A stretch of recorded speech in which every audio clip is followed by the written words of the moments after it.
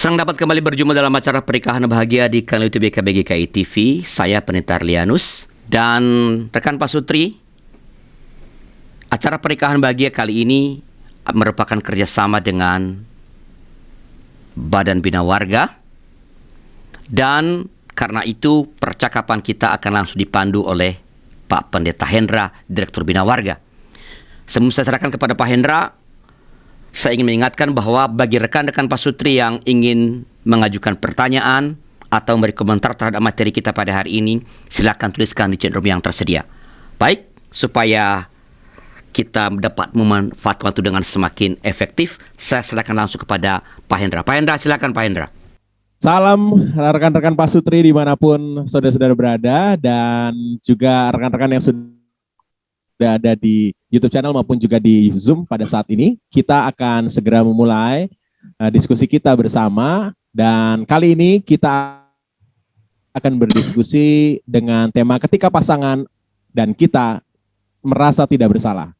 Bersama-sama dengan kita sudah ada Pendeta Budiman dan juga rekan-rekan pasangan Pak Sutri, ada Chris dan Widya, juga Pak Agus dan istri, juga ada Pendeta Jimmy dan Butika, juga ada Pak Arlianus dan juga saya bersama dengan Vika. Dan kita akan bersama-sama nanti mendengar pemaparan dari Pendeta Budiman. Setelah itu kita akan menggali lebih dalam pengalaman-pengalaman bersama dengan Pak Sutri yang ada pada saat ini. Mengawalinya mari kita berdoa. Saya meminta Pendeta Jimmy untuk memimpin kita di dalam doa. Mari sahabat Pak Sutri, kita berdoa. Bapa di dalam surga, kami bersyukur Engkau telah menyatukan kami dalam ruangan Zoom ini, Tuhan.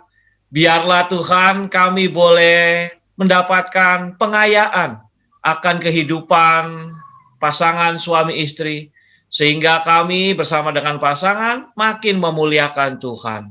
Kami bersyukur Tuhan untuk hari ini, kiranya Engkau memberkati sharing kami, sehingga banyak Pak Sutri yang mendapatkan berkat karena obrolan kami ini, dan kehidupan keluarga kami, Pak Sutri, makin dikuatkan. Kami berdoa di dalam nama Tuhan Yesus Kristus. Amin. Amin. Terima kasih Pendeta Jimmy, dan mengawali diskusi kita, mari kita bersama-sama memperdalam tema ketika pasangan dan kita merasa tidak bersalah bersama dengan Pendeta Budiman. Pak Budiman, silakan Pak Budiman. Oke, terima kasih Pendeta Hendra, terima kasih rekan-rekan Pak Sutri, Pendeta Arlianus, Pendeta Jimmy. Saudara, ini kali pertama saya melayani di sini, jadi ceritanya saya memberikan semacam pemercik ya, percakapan kita begitu. Mungkin Pak Budiman memperkenalkan dulu di mana. Oh iya, waduh saya pikir saya sudah cukup dikenali. Baik. Kalau saya sih udah kenal sih. Iya. Oke, baik, saya Pendeta Budiman, saya melayani di GKI Bandar Lampung. Sehari-hari ya di Bandar Lampung begitu. Saya juga pengurus BPK Penabur. Cukup saya pikir ya Pak Arlianus. Dan senang ngopi gitu ya. Oke, baik. Oh ya, saya juga pendamping di Bina Warga bersama dengan Pendeta Hendra. Senang bisa berkenalan dengan Bapak Ibu sekalian di dalam Zoom maupun di di YouTube ya Pak Arlianus ya. Di YouTube channel YKB. Baik, apa yang saya sharekan ini adalah dari hasil apa yang saya ketahui, beberapa hal tentunya. Yang kedua adalah beberapa pengalaman yang saya temukan, baik yang saya alami maupun juga yang saya temukan dalam pelayanan pastoral di jemaat seperti itu. Dan tentunya apa yang saya bagikan ini akan sangat tentu apa yang saya berikan tentu tidak sebanding dengan percakapan kita, diskusi kita dengan sharing-sharing dari para pasutri yang hadir. Sebenarnya temanya adalah ketika pasangan merasa tidak bersalah. Saya menambahkan kata kita, artinya baik kita dan pasangan juga seringkali berada pada posisi di mana kita dan pasangan suka berada dalam situasi di mana kita tidak merasa bersalah begitu. Saya berangkat dari Dr. Tim Sharp Dia seorang dokter psikologi di Australia. Dia punya lembaga pengembangan psikologi positif, namanya Institute of Happiness di sana. Ada tulisan yang menarik tentang hal ini, walaupun tidak mendalam tentang membahas isu ini, bahwa memang benar ada orang yang memang mengalami kesulitan, hambatan untuk mengakui kesalahan sendiri. Ini terjadi atau ada baik di tengah pasangan atau orang tua, saudara, teman, ataupun pimpinan. Dan memang benar adanya bahwa ada orang yang memang sukar untuk mengakui kesalahan sendiri. Seperti apa, saudara? Setidaknya kalau kita membicarakan isu ini, ada 3 hal yang boleh kita lihat semacam alasan mengapa seseorang sulit untuk mengakui kesalahannya. Yang pertama, ada pergumulan bahwa jika seseorang mengakui kesalahan atau kekalahan begitu, artinya ia dianggap tidak layak. Ada nilai dirinya yang berkurang. Alasan yang kedua adalah karena ketika tidak sulit mengakui kesalahan, alasan yang kedua adalah tidak mengakui kesalahan, takut dianggap orang yang tidak kuat, lemah. Karena harus mengakui kesalahan dan kekalahan. Dan yang alasan ketiga adalah karena memang tidak siap menerima kebenaran apa yang sesungguhnya terjadi atau sedang dihadapi. Oke, alasan yang pertama adalah kalau kita jika seorang mengakui salah atau kalah, artinya ia tidak layak. Itu sebuah alasan yang pertama. Karena beberapa orang memang memiliki semacam kecemasan psikologis. Nah, ini nanti rekan-rekan yang berlatar belakang psikologi boleh membantu. Seperti apa sih orang-orang yang memiliki kecemasan psikologi seperti ini sampai kalau mengakui sebuah kesalahan, dirinya merasa dianggap kalah di depan orang lain begitu. Dan orang yang tidak mau mengakui kesalahan karena takut dianggap tidak layak dirinya itu karena orang itu bukan karena tidak suka salah, tetapi karena tidak ingin dipandang ada kesalahan pada dirinya, pada karakternya.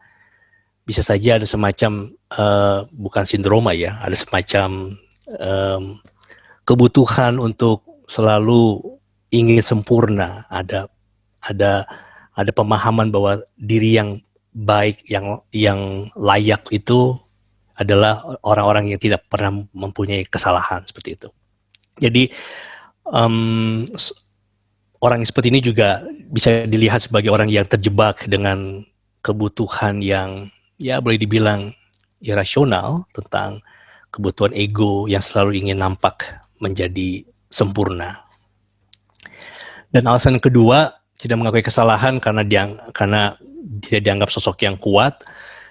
Karena memang sebagian orang mengaku bahwa kesalahan atau kekalahan kalau diakui di depan orang lain atau di depan muka umum itu memperlihatkan sisi yang rapuhnya, sisi yang lemahnya, dan ada orang yang tidak mau nampak seperti itu begitu. Dan juga karena itu mereka tidak pernah mau mengakui kesalahannya karena tidak ingin dipandang lemah. Karena kalau tidak ada kesalahan, maka ia bisa punya kemungkinan untuk dihormati. Jadi ada kebutuhan kalau saya tidak mengakui kesalahan saya, maka saya juga layak untuk dihormati. Justru kalau saya mengakui, maka saya dianggap lemah, penampilan saya tidak oke, saya menjadi rapuh, dan saya tidak mau seperti itu. Dan alasan yang ketiga adalah tidak siap menerima kebenaran. Boleh diartikan bahwa ini belum cukup siap untuk menerima kebenaran akan kenyataan yang sungguhnya, apa yang sedang dihadapi, apa yang sedang dipercakapkan, apa yang sedang didiskusikan, apa yang sedang digumulkan, tidak siap menerimanya. Dan bahkan bisa saja mungkin sama sekali tidak peduli dengan kebenaran yang sesungguhnya karena menutup semua pertimbangan-pertimbangan dan asumsi-asumsi kenyataan-kenyataan yang ada. Dan juga karena ketidakpedulian ini, karena lebih memikirkan aspek lain yang diinginkan dan dianggap lebih penting daripada apa yang ada di depan, apa yang sesungguhnya harus dihadapi. Dengan 3 alasan ini, saudara, maka bagaimana nih kalau ada pasangan kita yang punya pergumulan atau sebutlah semacam ketersituasian, situasi dia ada pada posisi yang seperti itu. Yang pertama, perlu kita mendekati dengan berempati kepada pasangan kita, karena ia adalah orang yang kita kasihi, dan dia membutuhkan kehadiran diri kita lebih dari sebelumnya. Ketika ada kesalahan namun dia tidak mengakui atau karena belum melihatnya, maka jangan memulai dengan mencoba meyakinkan pasangan bahwa ia telah melakukan sesuatu hal yang salah.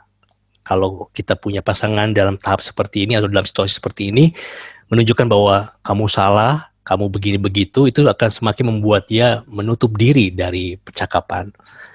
Yang berikutnya, perlu juga meluangkan waktu untuk mendengarkan perasaannya, perspektifnya. Ketika dia tidak mau mengakui kesalahan, kita perlu dengar mengapa. Dan apa yang dia, kalau dia menolak mengakui kesalahan, maka apa yang dia pikirkan tentang situasi ini. Apa yang dia rasakan, apa yang dia lihat. Dan kita perlu mendengar apa yang dipikirkan tentang situasi ini. Perlu juga dipahami tentang ketersituasiannya, kita tidak tahu pergumulan dia seperti apa, dan juga pengalaman di masa lalu seperti apa. Juga perlu dilihat ketakutannya dan pergumulannya, situasi yang sedang dihadapi yang membuat dia tidak mau mengakui kesalahan. Dan juga perlu diyakinkan bahwa kita sebagai pasangan mau memahami bagaimanapun perasaannya. Karena ketika orang mengatakan bahwa saya tidak mau mengakui begitu, bukankah itu informasi bagi kita bahwa ia pun tidak takut untuk mengatakan bahwa ia salah, karena ada semacam kekhawatiran ditolak, kekhawatiran rasa tidak aman, situasi yang insecure. Maka ketika membicarakan hal ini perlu membuat pasangan kita merasa bahwa dia aman, terlindungi, dikasihi, dijaga, seperti itu. Mengapa ini perlu dilakukan? Karena bagaimanapun juga pemulihan memang bermula dari empati kita, dari memahami, dari cara kita menerima pasangan kita, termasuk menerima ketersituasian yang belum dapat mengakui kesalahan atau belum dapat mengenali bahwa itu sebuah kesalahan, dan juga tentunya sebuah perhatian. Seperti itu. Kalau kita melihat apa yang dikatakan firman Tuhan, ini menjadi salah satu dari sekian banyak ayat yang bisa menjadi inspirasi bagi kita. Saya memilih satu Yakobus 1 ayat 19.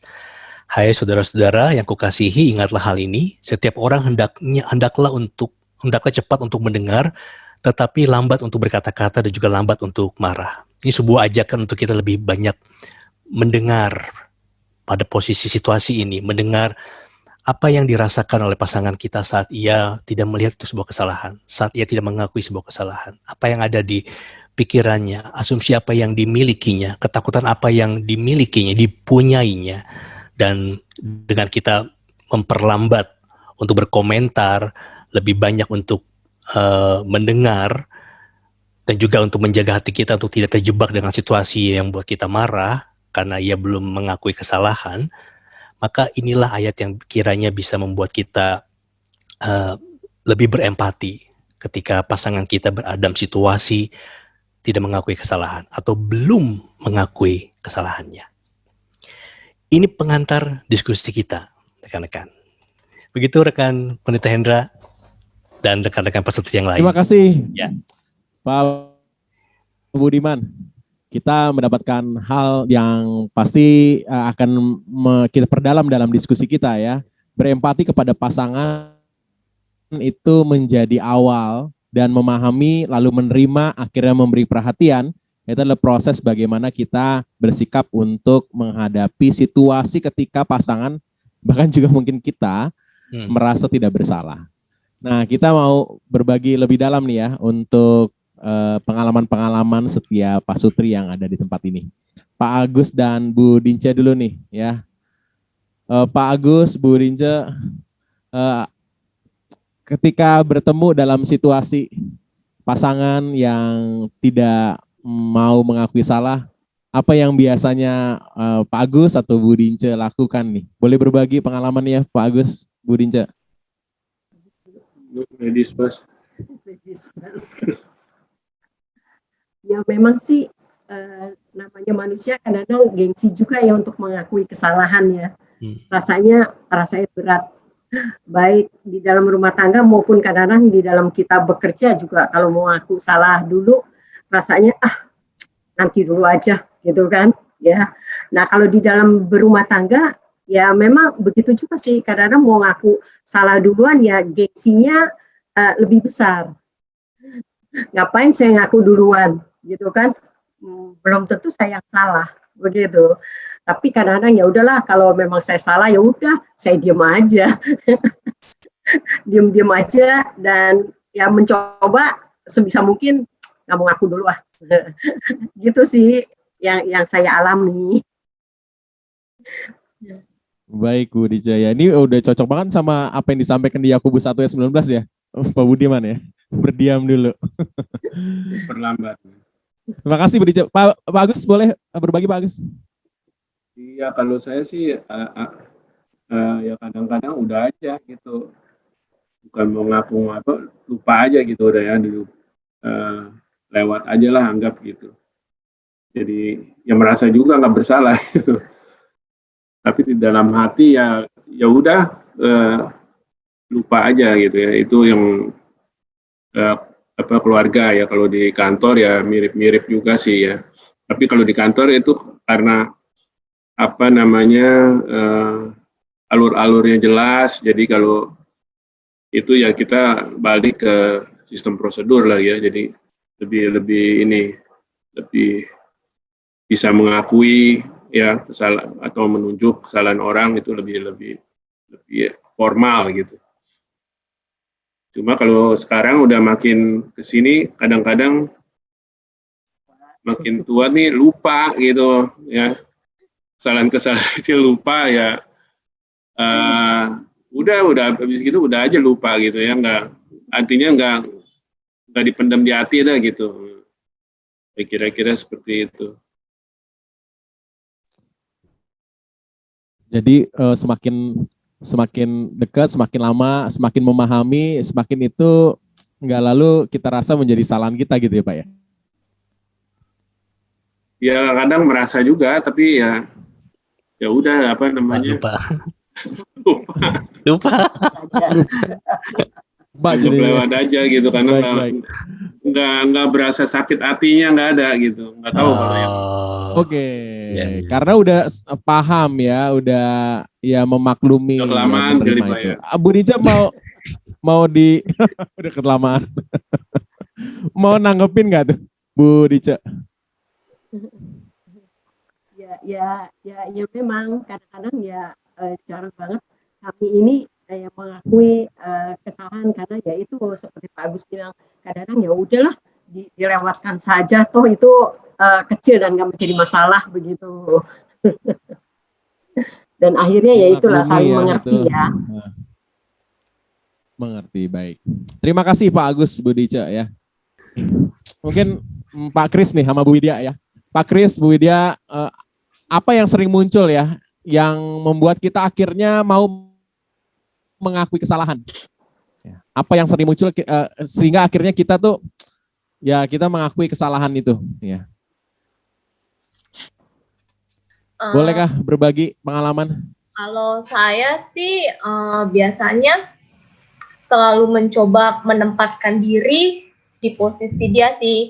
Misalnya ada satu masalah, ada satu kejadian, terus saya rasanya kesel kan. Terus kemudian saya mencoba berpikir kalau jadi dia digituin rasanya seperti apa. Yang tadi seperti kata Pak Budiman, kita berempati. Nah, dari situ ketika kita bisa mencoba melihat dari sudut pandang pasangan kita, secara tidak langsung itu bikin emosi kita jadi lebih turun sih. Oh ya, kalau saya digituin juga sebenarnya saya nggak suka sih digituin. Dari situ menjadi awal untuk kita mau mengakui kesalahan kita. Kalau saya sih begitu. Oke. Terima kasih Bu Widya. Kalau saya pribadi sih sebenarnya kalau pada dasarnya saya itu orangnya nggak suka ada konflik. Jadi memang kalau ada konflik itu perasaannya pun juga kayak nggak enak atau nggak tenang. Kayak ya baik itu emosinya emosi marah atau emosi yang sedih atau benar-benar emosinya negatif, kayak nggak enak nih ada konflik. Jadi pada saya seperti itu. Dan pada saat sudah merasakan seperti itu, saya cenderung itu melakukan kayak self-reflective sebenarnya. Jadi self-reflective itu ya memang kayak refleksi diri lagi. sebenarnya dari masalah ini, apakah memang masalah ini yang menjadi problem adalah saya pribadi. Biasanya yang saya lakukan itu mempertanyakan ke diri saya pribadi itu dengan pertanyaan seperti ini. What would Jesus do? Saya selalu mendapatkan itu pada saat kuliah ya. Jadi itu memang udah lama sekali dan itu sangat menarik perhatian buat saya pribadi sih. Jadi kalau pertanyaan WWJD, what would Jesus do? Kalau misalkan Tuhan Yesus atau misalkan Tuhan Yesus berada di masalah ini, apa yang sebenarnya akan Yesus lakukan gitu? Apa yang Tuhan lakukan dalam posisi seperti ini? Bagaimana kalau saya pribadi mau menyelesaikan masalah ini meskipun saya salah, berarti saya juga harus menyampaikannya pun dengan bijak dan tidak menyakiti orang lain seperti itu sih. Wah, menarik ya. Jadi langsung direfleksiin nih. Waduh, nih luar biasa nih. Iya, langsung refleksi. Lebih sering refleksi diri soalnya. Kalau kita berdua sih justru prinsip kita adalah kalau ada apa-apa yang kita tidak senangi ataupun mengganjal, kita selalu utarakan.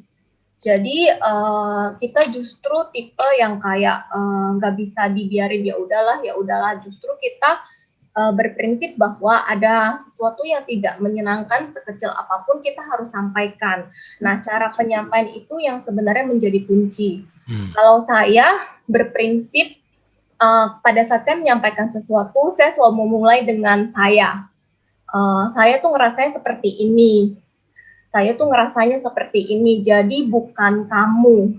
Sehingga kita juga tidak membuat pasangan kita merasa terserang ataupun dipojokkan. Karena biasanya kalau kita ngomongnya kamu tuh gini, kamu tuh oke gini, cenderung pasangan juga akan merasa bahwa itu sesuatu yang menyerang dan otomatis orang akan jadi defensif dan lebih sulit untuk menerima kritikan ataupun saran sehingga problem solvingnya jadi lebih sulit. Betul. Itu sih kalau kita. I statement ya. Yes. I I statement, betul. Pak Jimmy nih, mau berbagi Pak Jimmy? Ya, Pak Hendra dan rekan-rekan Pak Sutri, menarik kalau kita ngomongin mengakui kesalahan dan melihat kesalahan pasangan atau orang lain. Ya, seringkali dalam kehidupan kami berkeluarga, udah berapa tahun ya? Ya, udah sekian lama ini, kita ada beberapa kali yang membuat kita konfrontasi besar. Artinya bahwa ketika saya dan Tika menganggap diri benar, akhirnya kita sering konflik dan berusaha untuk memecahkannya agak susah. Tapi ketika saya mencoba untuk, tadi seperti kata Chris katakan, merefleksikan diri, melihat, kalau kata Widya mengatakan, kalau saya jadi kamu, dan saya mencoba untuk merasakan, oh iya, berarti jangan lihat kamu dulu, orang lain dulu, pasangan dulu, tapi melihat saya dulu. Berarti orang kan lebih banyak mengetahui tentang saya, melihat. Kalau saya kan merasa paling benar, sudah benar melakukan. Maka ketika ada konflik, ada bukan serangan, ada perkataan yang ketidaksukaan dari Tika ke saya mencoba untuk merefleksikan diri. Oh iya, oke kalau gitu. Saya coba melihat dan saya membuka diri untuk melihat kesalahan-kesalahan, dan kalau kata tadi Pak Budiman mengatakan orang malu kalau tunjukkan kesalahannya. Saya pernah dalam kehidupan berkeluarga dalam satu titik saya nggak pernah salah karena saya nanti bisa malu. Tapi itu lambat laun saya berubah. Lah, suami salah nggak apa-apa kan? Pendeta salah nggak apa-apa toh? Tetapi belajar dari kesalahan itu yang penting. Nah, akhirnya saya mencoba, oke, saya akui. Nah, itu berdampak dalam kehidupan saya bergereja, dalam rapat-rapat. Kalau analisa, kalau pengambilan keputusan saya salah. Yang tadi ketika saya masih muda, 10 tahun yang lalu, saya langsung nyerang dulu tuh. Saya punya ilmu, walaupun nggak punya pengalaman, serang dulu. Oh, Tongkrongan saya kan meyakinkan kan. Emang udah tua sekarang. Ya, tapi kalau udah tahu isinya kan, wah, memalukan bukan meyakinkan. Akhirnya ketika banyak dialog, ya nggak apa-apa salah, nggak apa-apa lemah. Justru dari kelemahan dan kesalahan yang dikasih tahu, kamu akan lebih maju lagi. Nah, itu dulu Pak Hendra. Mungkin nanti ditambahin Tika, nanti saya lanjutkan. Bu Tika mau nambahin Bu Tika pengalamannya bersama dengan yang sering serang. Pemain basket dua-duanya ya. Serang terus. Ya, kalau saya berbicara soal apa ketika pasangan atau kita dan pasangan merasa nggak pernah bersalah gitu ya.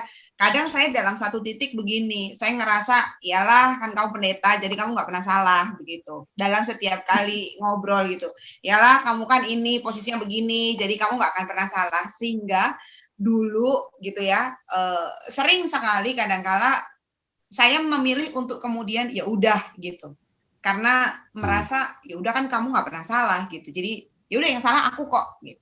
Ya udah. Dan akhirnya lebih memilih untuk dingin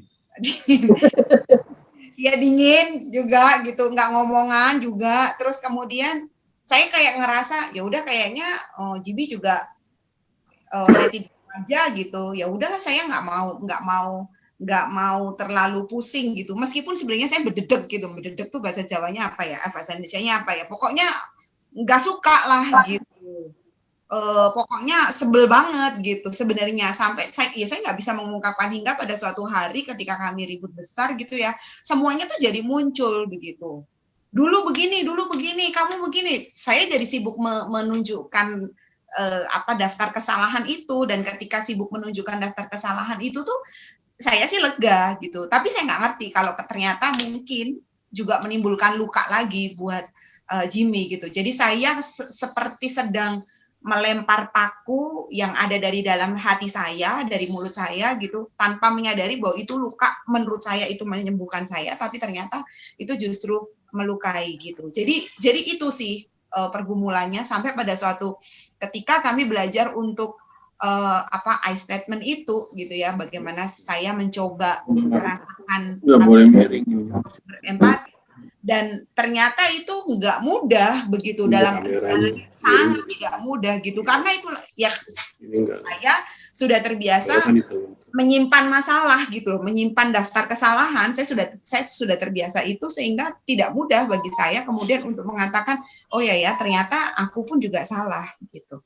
Sebelum saya melihat orang lain salah, sebelum saya melihat suami saya salah, ternyata aku pun sebenarnya juga salah. Nah, itu yang kemudian membuat saya untuk benar-benar sedikit demi sedikit untuk tidak hanya melihat orang lain yang salah, tapi saya pun juga melakukan kesalahan. Itu sih. Ini kan ada psikolog nih ya, Chris dan Widya. Kalau sikapnya Bu Tika itu, kalau di psikologi itu apa tuh? Sebenarnya sih kalau seperti Bu Tika itu saya cuma langsung mengasosiasikan sama satu kalimat, hurt people. Jadi orang yang terluka itu akan secara otomatis melukai orang-orang di sekitarnya. Makanya kita tuh harus aware sebenarnya kita tuh lagi terluka, dan kita harus mengungkapkan itu juga ke pasangan kita supaya luka kita itu tidak berkelanjutan terus atau tertumpuk, dan akhirnya begitu ada satu momen yang pas jadi kayak bom waktu meledak. Jika nanti mau nyampein pengalamannya menghadapi saya yang tidak merasa bersalah.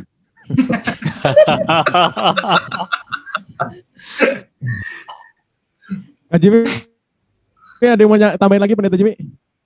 Ya tadi ya, ketika bom waktu itu, dari bom waktu yang meledak itu Pak Hendra, saya sendiri akhirnya ketika waktu itu benar-benar meledak, dan mungkin di episode yang sebelumnya saya pernah sharing tentang hal ini ya, dan itu cukup membuat saya sendiri shock artinya, loh kok orang yang katanya saya sayangi kok saya sakiti sedemikian rupa. Dan saya nggak merasa itu menyakiti ya, kan dari dulu saya cara ngomong begini. Dan ketika saya agak emosi, saya mencoba defensif.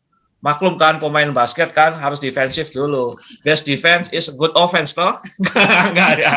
Ya artinya bahwa akhirnya saya mencoba untuk menolong. Oh ya, berarti ada yang harus diubah dari kelakuan saya. Nah, ini saya terinspirasi oleh tokoh Alkitab bahwa ketika tidak balik nyerang, ketika ada statement tentang kebenaran akan diri saya, justru perubahannya itu baik. Ya, saya mencoba untuk merenungkan bahwa salah satu tokoh Alkitab yang sungguh-sungguh saya hayati kisahnya itu berdasarkan kesalahan itu ya Daud. Daud ketika disinggung atau ketika ditunjukkan kesalahannya sama Nathan kan, Daud bukan orang yang rasa raja, dia ngerasa hebat, dia rasa ganteng kayak saya gitu ya.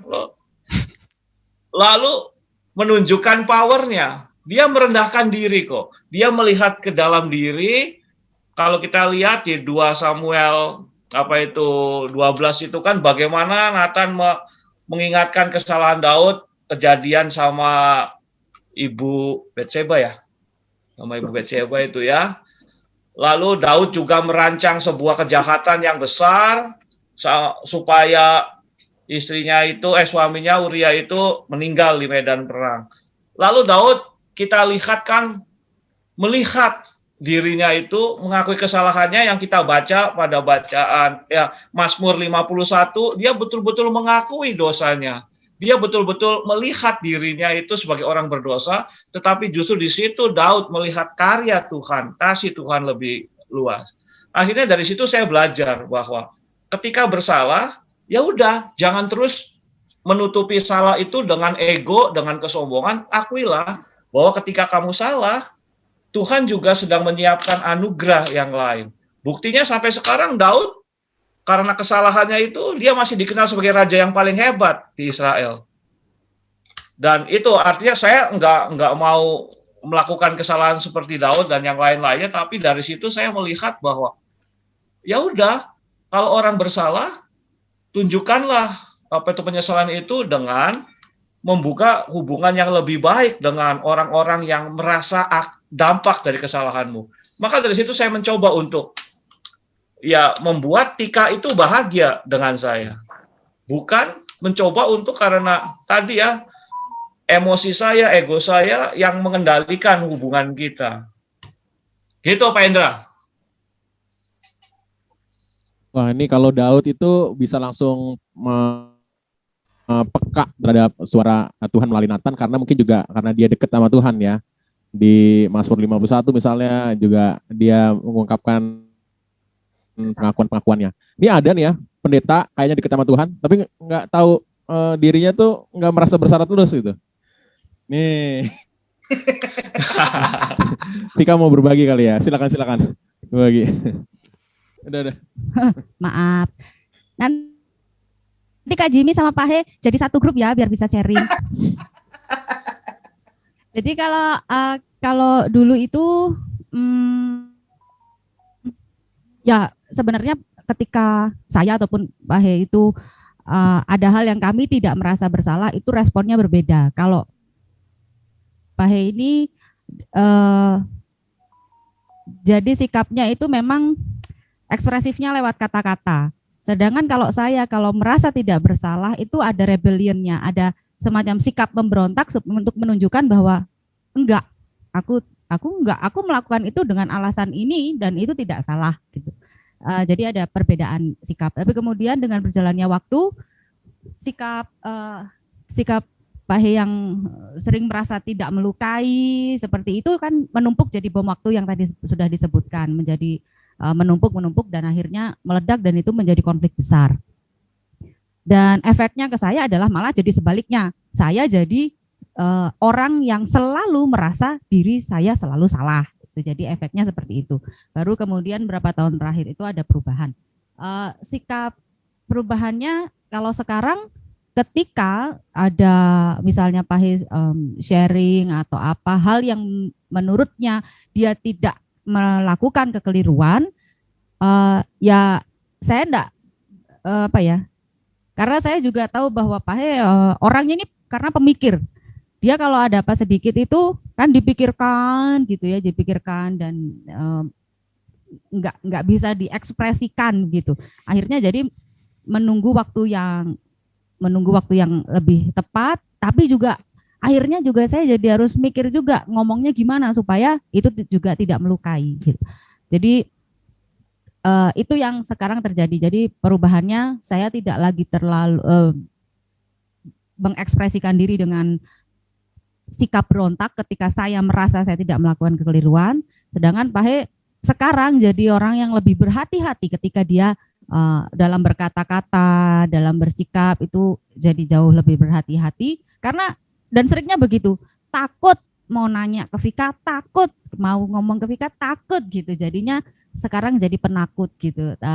Tapi itu pelan-pelan mungkin nanti bisa lebih apa ya, masih berproses gitu ya jadinya. Bagaimanapun kan tadi juga disebutkan sama Widya bahwa komunikasi ya itu harus diungkapkan, dan I statement itu memang itu saya pikir juga itu penting banget ya ketika kita mau menyampaikan atau menyampaikan keluhan, menyampaikan marah atau menyampaikan kegelisahan ketika membahasakan aku loh merasa begini, aku kok merasa begini ya, itu berbeda ketika kita pakai you statement gitu ya. Ya, mungkin itu.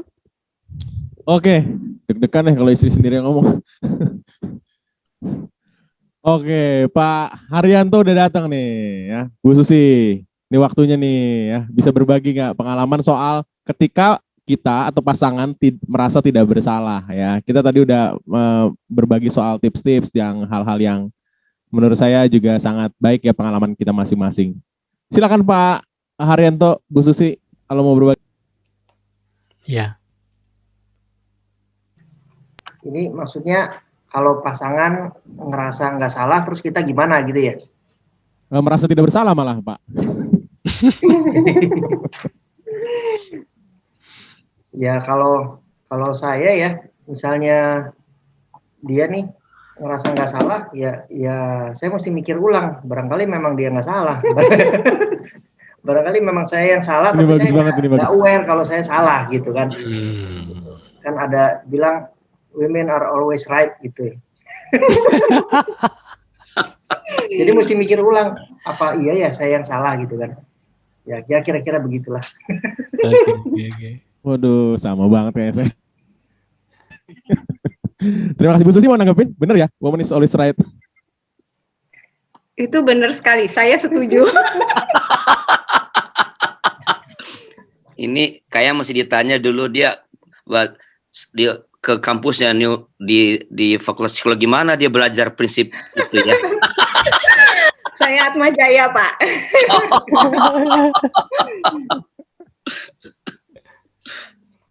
Oke. Ada yang mau disampaikan Bu Susi? Mungkin saya mirip seperti Bu Tika ya. Kalau Pak Haryanto ini orangnya bukan tipe yang dia selalu merasa dia benar, enggak. Dia hanya kalau menurut saya kadang kurang aware aja gitu loh. Kalau dia berbuat salah tapi dia nggak aware, dan seringnya kalau saya nggak mengutarakan kamu tuh jangan begini atau dianggap ya udah nggak ada masalah gitu.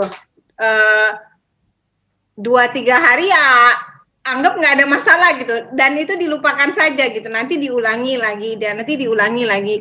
Kadang saya kadang capek gitu kan, masa setiap kali mesti diingetin kamu jangan begini, kamu jangan begitu. Jadi kadang saya kalau udah kesel ya saya diem aja gitu loh. Dan kalau Haryanto ini tipenya kalau saya diem dianggap oh ya nggak masalah gitu, kecuali kalau saya ngomel itu dia baru menanggapi gitu. Padahal kan kadang kita nggak mau ya, masa kita suruh ngomel terus tiap hari gitu kan, ntar yang dibilang jelek juga kita, masa tiap hari kerjanya ngomel-ngomel. Akhirnya itu dipendam, dan akhirnya ketika ada muncul satu masalah besar, Nah itu keluar semua, jadi seperti bom waktu. Yang dulu kamu begini.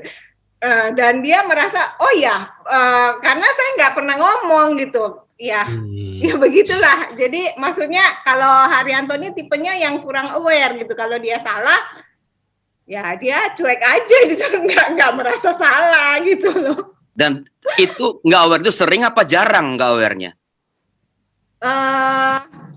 Ya memang tipenya begitu sih, tipe cuek gitu loh. Ya mau diapain ya? Ya memang tipenya ya tipe cuek gitu. Jangankan kalau sering nggak aware berarti kan sering selalu merasa benar. Nggak aware. Dia bukan tipe yang merasa bahwa dia itu selalu benar, enggak. Cuma dia kalau melakukan kesalahan itu dia nggak aware, cuek aja gitu. Memang salah saya apa? Nah ya begitulah. Ini Polos. ini menarik nih apa yang dikatakan Bu Susi ya. Tanpa sadar itu kita membentuk pasangan kita juga ya. Vika mau berbagi soal itu? Ya, kalau saya maksudnya pemikiran ini nggak tahu, mungkin nanti Kak Budiman sama Pak Arlianus ya bisa memberikan jangan.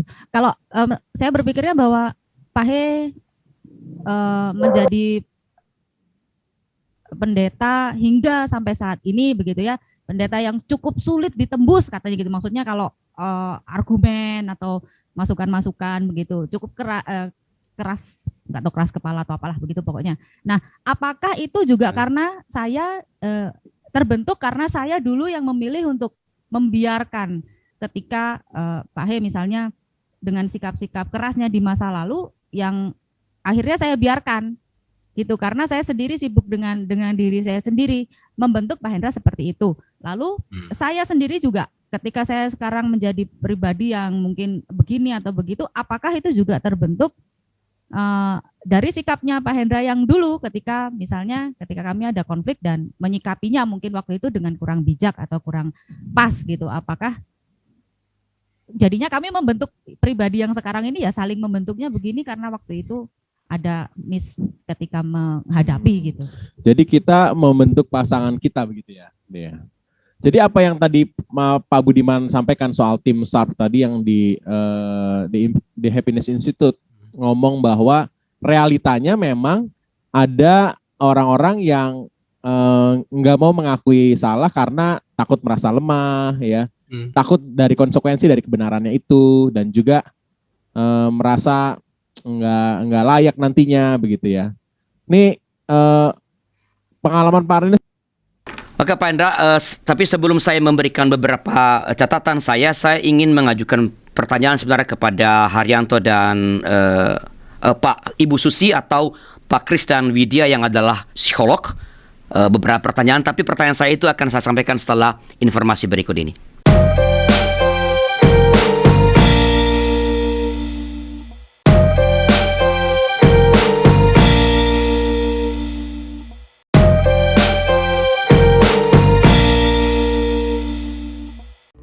Sahabat, mari dukung pelayanan dan pekabaran Injil melalui YKB dengan membagikan link acara ini kepada sebanyak mungkin orang. Dukungan juga dapat saudara lakukan dengan mentransfer dukungan finansial ke rekening BCA ke nomor 450-305-2990 450-305-2990 atas nama Yayasan Komunikasi Bersama.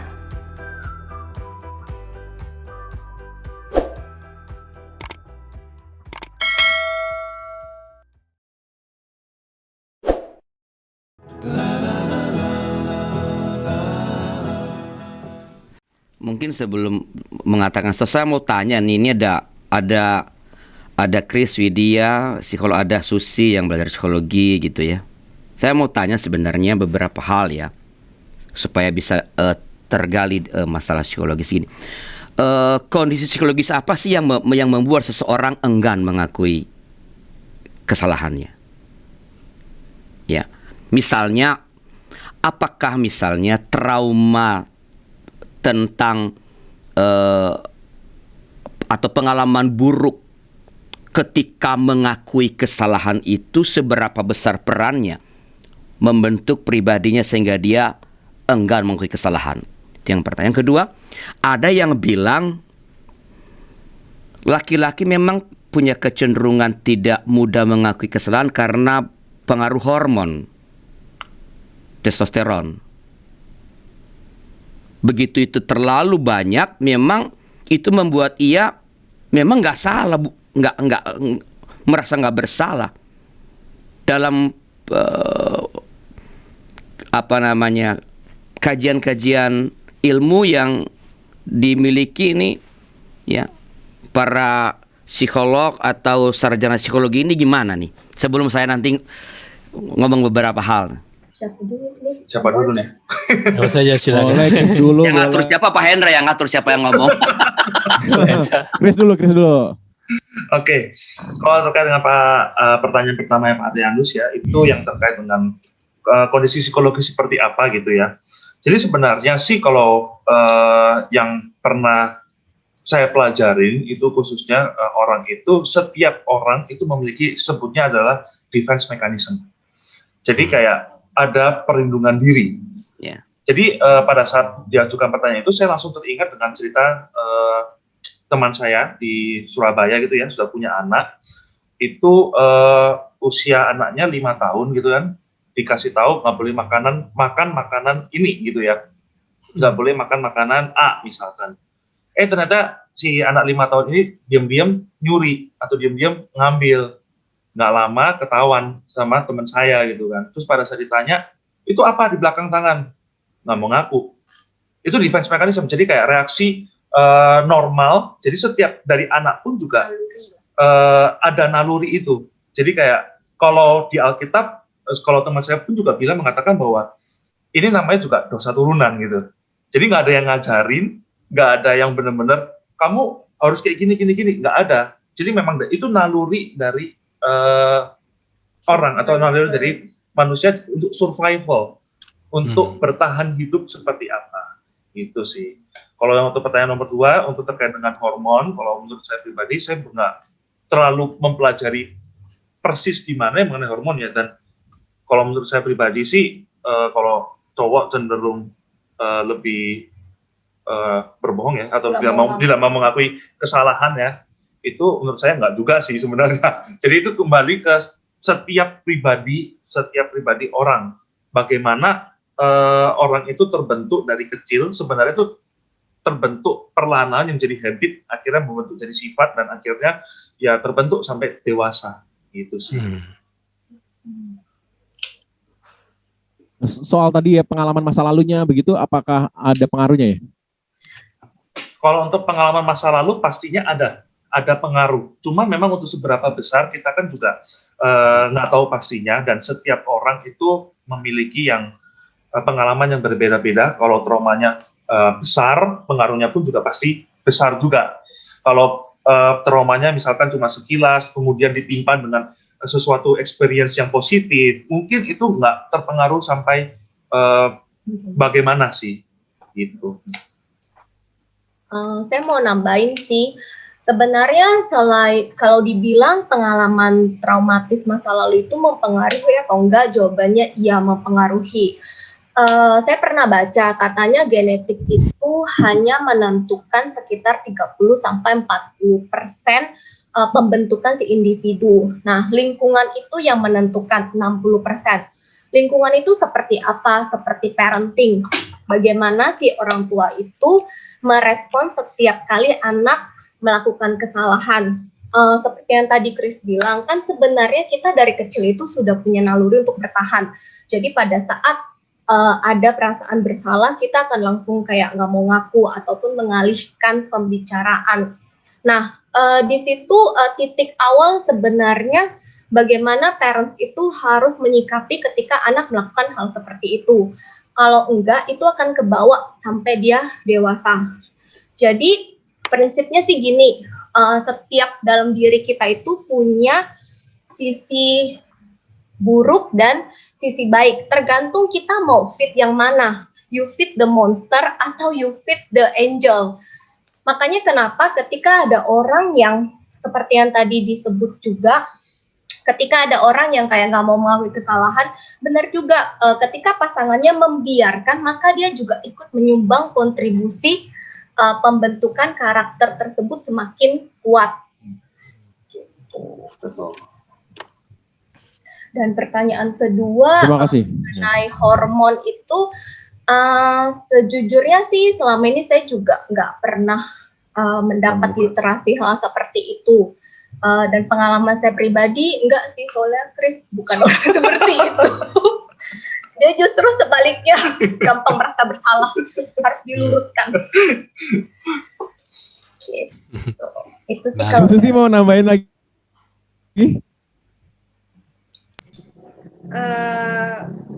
Kalau saya bilang nggak sepenuhnya yang dikatakan bahwa maksudnya laki-laki itu cenderung nggak mengakui kesalahan, ya itu nggak 100% benar. Kenyataannya di sebelah saya nih dia malah lebih banyak mengalah sih dibanding saya. Saya nambahin mungkin karakter bawaan dari tiap individu itu juga mempengaruhi. Kan kita punya ada koleris, flegmatis, melankolis, juga sanguins. Nah, kalau saya kan memang tipenya koleris, jadi otomatis biasanya memang kalau orang koleris kan selalu merasa lebih. Sifat dasar dari pribadi kita itu juga membentuk karakter kita. Jadi itu juga bisa pengaruh gitu, apakah kita dengan mudah untuk meminta maaf atau tidak gitu. Tadi mau nambahin apa saya lupa. Ya itu aja sih dulu, saya agak lupa mau Latar nambahin. kita ada flegmatis, koleris, tadi Ibu nyampein itu tuh. Iya, jadi sifat dasar dari kepribadian kita itu juga pengaruh apakah kita lebih mudah untuk meminta maaf atau tidak. Karena orang-orang koleris cenderung lebih sulit meminta maaf dibanding orang-orang flegmatis, seperti itu. Terima kasih Bu Susi. Silakan Pak Lenus. Iya, jadi tadi kan Pendeta Budiman di awal sudah mengatakan bahwa dia sebut ada 3, saya bilang itu mungkin 2 saja. Jadi pertama adalah mengapa orang punya kecenderungan tidak membangun, karena salah faham tentang nilai yang termuat dalam mengakui kesalahan. Ya, salah faham terhadap muatannya. Seolah-olah mengakui itu adalah kelemahan. Ya. Padahal bukan di teori psikologi, bukan di teologi, tetapi kalau ingat lagu Sherina aja sebenarnya. Ya, setiap manusia di dunia hanya yang jagoan yang bisa mengakui, hanya yang berjiwa satria yang mau mengampuni. Jadi salah konsep tentang makna pengakuan. Sehingga orang lalu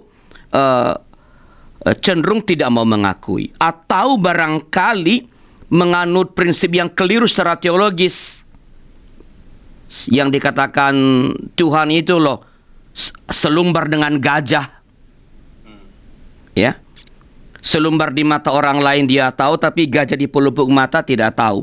Mungkin dan sebenarnya mungkin ada faktor, tentu ada faktor tadi, misal trauma, mungkin faktor budaya ya. Kalau saya katakan tadi, mungkin saya yakin ada penelitian yang mendukung bahwa laki-laki jauh lebih cenderung tidak mudah mengakui kesalahan.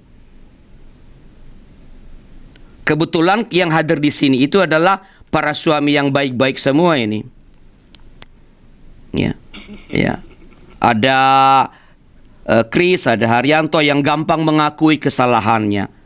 Tapi faktor budaya itu, Bapak Budiman mungkin bisa lebih menjelaskan soal faktor budaya patriarkal. Itu udah melekat dalam diri semua laki-laki yang ada di ruang Zoom inilah. Bahwa kita udah bertobat pada tahap tertentu mungkin. Tapi sejujurnya itu masih ada dalam pikiran kita. Aku laki-laki, apalagi kalau sering pembinaan Pak Sutri yang menekankan dominasi laki-laki juga. Laki-laki dicipta pertama, istri tunduk kepada suami. Ini akan mempengaruhi, ya, ada mempengaruhi. Sehingga sekali lagi Bukan berarti hanya laki-laki yang susah mengakui kesalahan, tapi kecenderungan itu mungkin lebih besar pada laki-laki. Karena itu menurut saya kita yang laki-laki rada perlu lebih waspada terhadap ini. Ya, lebih waspada, ya. Ya, lebih waspada supaya kita tidak apa namanya terjebak dalam sikap ya saya selalu benar, bukan lagi tadi apa namanya women always right, bukan. Kita balik prinsip itu, ya. Ya. Nah, bagaimanakah apa yang kita mesti lakukan supaya apa namanya kita bisa punya kesediaan apa namanya mengakui kesalahan kita. Kembali pada penyebabnya, kan mesti diobatin penyebabnya. Konsep tadi itu mesti diubah. Konsep bahwa mengaku salah adalah kelemahan, kehilangan kehormatan. Sebaliknya justru, ya, orang yang berani mengaku salah, orang yang punya jiwa besar, orang yang punya wawasan yang luas, orang yang kesatria, itulah mereka yang berani mengakui kesalahan. Nah sekarang, bagaimana kalau pasangan kita tidak mau mengakui salah?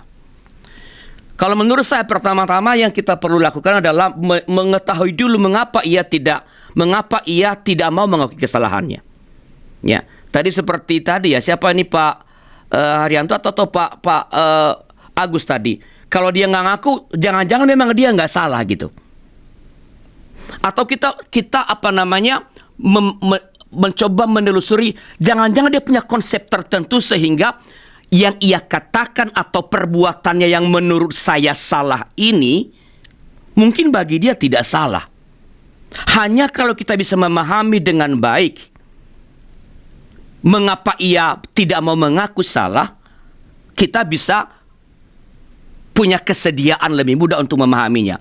Dan menurut saya tidak semua orang pasti punya alasannya mengapa ia melakukan sesuatu, termasuk ketika tidak melakukan sesuatu, tidak mengaku. Dia punya alasan.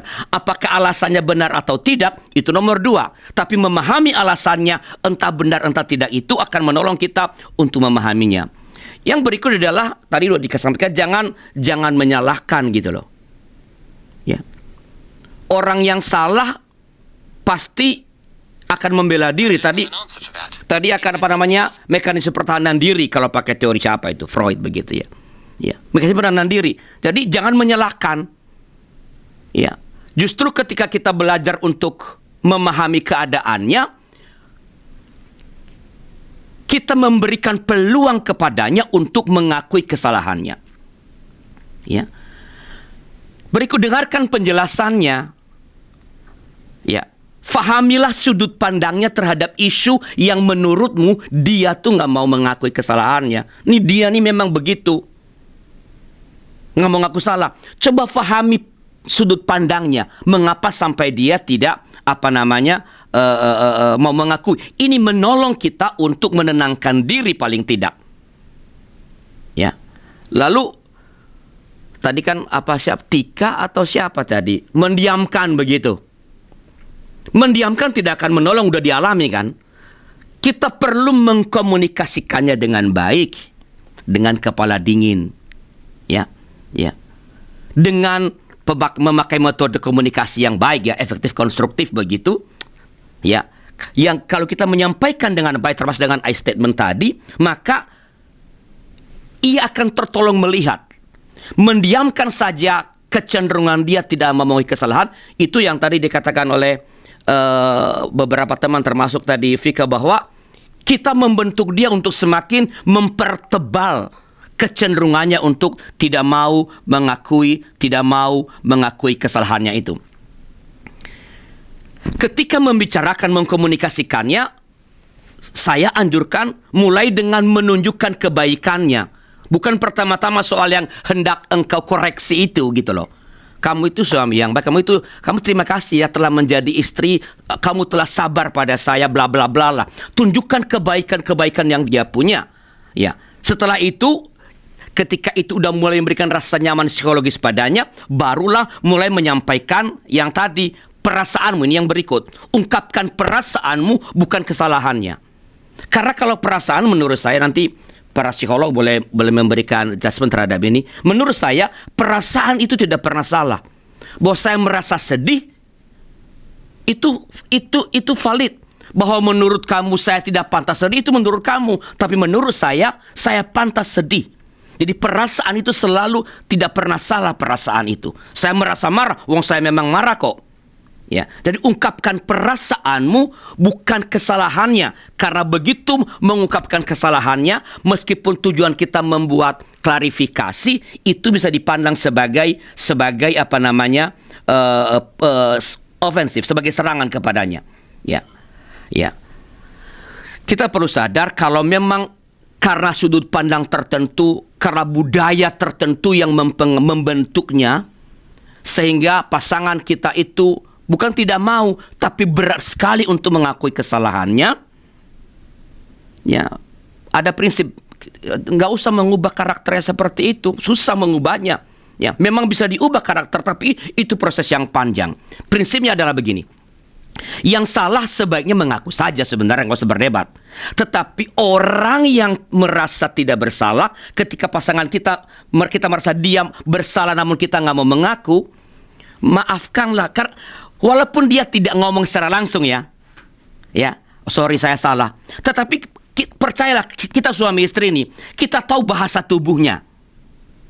Nih orang sebenarnya udah merasa bersalah tapi nggak mau ngaku, gengsi aja. Siapa tadi yang bilang gengsi aja nggak mau ngaku salah? Ya gengsi. Ibu Dice tadi yang bilang soal gengsi. Tapi dari tatapan matanya, gerak tubuhnya, kita tahu dia udah mengaku salah sebenarnya. Nah kalau udah begitu, nggak usah tuntut dia, stay dong, katakan dong.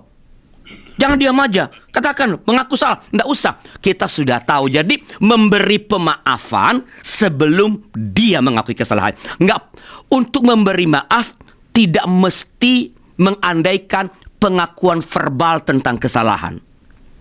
Dari bahasa tubuhnya kita bisa tahu apakah dia udah mengaku salah. Kita apalagi suami istri ya, kayak saya udah 26 tahun, 27 tahun menikah. Ya udah tahu lah, istri saya udah tahu kalau saya merasa bersalah. Ya si papa biasalah keras kepala, so nggak pernah salah. Tadi kan siapa tuh yang ngomong tuh? Pendeta. Tadi ya bertiga ya. Ya, memang para pendeta itu suka begitu, suka nggak merasa bersalah tuh. Tahu? Ya. Tapi istriku faham, dia paling faham saya. Jadi kalau saya misalnya salah nih, saya pura-pura bego aja, pura-pura lupa karena nggak mau ngaku salah. Pura-pura.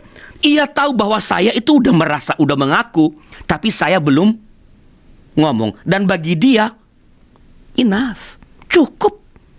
Karena dia tahu bukan soal saya mengakunya yang mengakunya, tapi bahwa dia sudah tahu saya sudah mengaku melalui tatapan mata saya, melalui bahasa tubuh saya. Begitu Pak Hendra yang bisa saya sampaikan.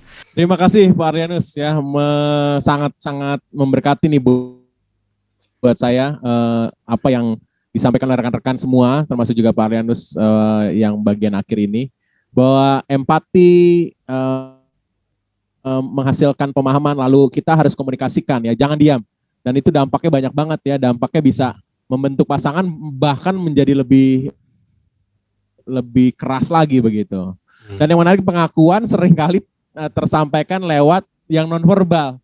Itu jadi ada sesuatu yang rasanya penting untuk disadari setiap pasangan, jangan nunggu yang verbal, tapi kemampuan kita berempati lalu membuat kepekaan pada pasangan yang sebenarnya sudah mengaku salah lewat nonverbal. Pak Budiman, sebagai penutup boleh menyampaikan sesuatu nih, silakan Pak. Bagian terakhir yang Pak Arianus sampaikan ya menarik juga, ketika dua alasan itu dijadikan satu tentang kekeliruan atau kesesatan berpikir tentang mengakui kesalahan begitu kan. Ini menarik ya tentang rekonstruksi itu. Jadi yang terakhir saya mau sampaikan adalah bahwa ketika kita atau pasangan kita belum mengakui kesalahan, maka itu sebuah kesempatan kita boleh mendekati hatinya, mengenali pikirannya, mengenali luka-lukanya, lalu juga pemikirannya, asumsi-asumsinya, sudut pandangnya, perspektifnya, dan untuk menyentuh bagian itu pasangan kita perlu dibuat semacam situasi nyaman secara psikologis untuk ia merasa aman menyatakan perspektifnya. Dan saat itulah kita bisa bercakap lebih jauh tentang apa yang dia rasakan, apa yang dia pikirkan. Beberapa pendekatan I statement juga sangat membantu begitu. Dan satu hal penting, yang penting adalah ketika pasangan kita tidak menyatakan bahwa ia merasa bersalah, cukuplah lihat juga dari bahasa verbal, non-verbalnya. Tatapan mata, intonasi, gerak tubuh, kadang itu melebihi apa yang dikatakan. Gitu rekan Pendeta Hendra dari saya. Terima kasih Pak Budiman, terima kasih untuk Pak Kris, Bu Dia, Pak Agus, Bu Dice, Pak Haryanto, Bu Susi, juga Pendeta Jimmy dan Bu Tika sudah berbagi pengalaman dan memperkaya diskusi kita. Bapak dan Ibu yang ada di YouTube juga kiranya setiap kita bisa mendapatkan berkat juga dalam kesempatan ini. Dan kita berharap setiap apa yang kita dapatkan boleh memperkaya kita, membekali diri untuk menapaki perjalanan kehidupan rumah tangga bersama dengan pasangan kita. Sebagai penutup, saya boleh mengundang Pak Arlianus untuk menutup di dalam doa. Silakan. Sebelum berdoa, saya ingin menyampaikan bahwa bila rekan-rekan pasutri ingin atau butuh teman berbicara, teman ngobrol, atau punya persoalan yang perlu didiskusikan dengan konselor, saya informasikan boleh menghubungi para konselor kami. Ada Pak Sutri Pendeta Edwin dan Ibu Pungki di nomor 0878 2853 5190. Ada Pak Sutri Pendeta Jimmy dan Ibu Tika di nomor 0877 7513 1000. Ada Pak Sutri Pendeta Hendra dan Ibu Vika di nomor 0812 3960 1234. Dan ada Pak Sutri Pendeta Daud dan Ibu Christine di nomor 0813 8073 5250. Baik, sekarang mari kita berdoa. Ya Allah yang telah mempersatukan kami sebagai suami istri, kami mengakui bahwa kami terkadang gagal untuk mengenali pasangan kami, bahkan terkadang gagal juga mengenali diri kami sendiri, sehingga kesalahpahaman terjadi dalam relasi kami sebagai suami istri. Terkadang kami mementingkan pernyataan-pernyataan verbal yang barangkali bukan menjadi budaya atau kebiasaan atau cara pasangan kami mengungkapkan perasaannya, mengungkapkan perasaan bersalahnya dalam relasi kami. Ajar kami untuk terus semakin mengenal pasangan kami, supaya di samping pernyataan-pernyataan verbal yang memang kami perlukan untuk semakin mengenal, kami boleh semakin peka juga untuk melihat hal-hal yang tak diungkapkan melalui kata-kata. Kami berdoa bagi para pasangan suami istri yang mengalami pergumulan-pergumulan, apalagi yang sedang mengalami keretakan relasi. Ya Tuhan, biarlah dengan cintamu yang luar biasa besar tak tergambarkan itu, hati mereka boleh tersentuh untuk boleh menyadari kontribusi mereka bersama-sama dalam situasi yang sedang mereka alami kini, dan bersama-sama dalam cinta Tuhan mencari, membicarakan jalan keluar bagi pemulihan relasi itu, supaya seluruh kebahagiaan yang kami yakin Tuhan telah sediakan dalam karir pernikahan kami dapat terus kami alami, dapat terus dialami oleh setiap orang yang mungkin sekarang ini pengalaman itu mengalami defisit karena keretakan relasi yang sedang berlangsung.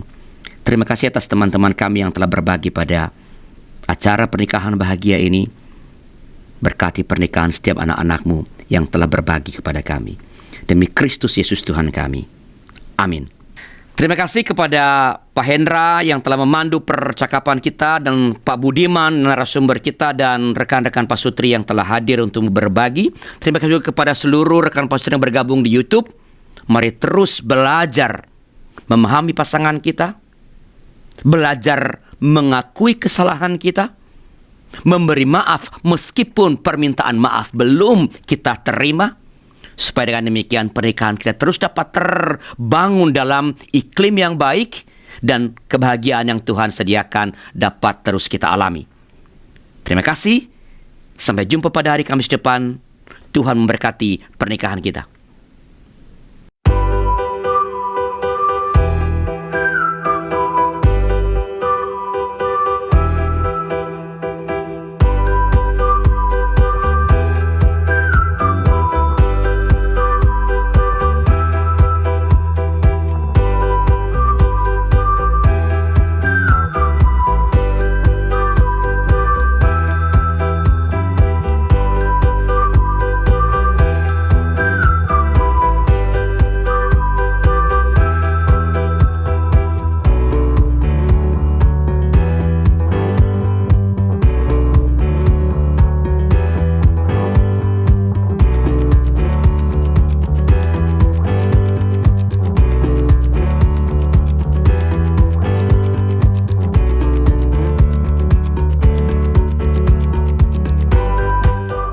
Sahabat, mari dukung pelayanan dan pekabaran Injil melalui YKB dengan membagikan link acara ini kepada sebanyak mungkin orang.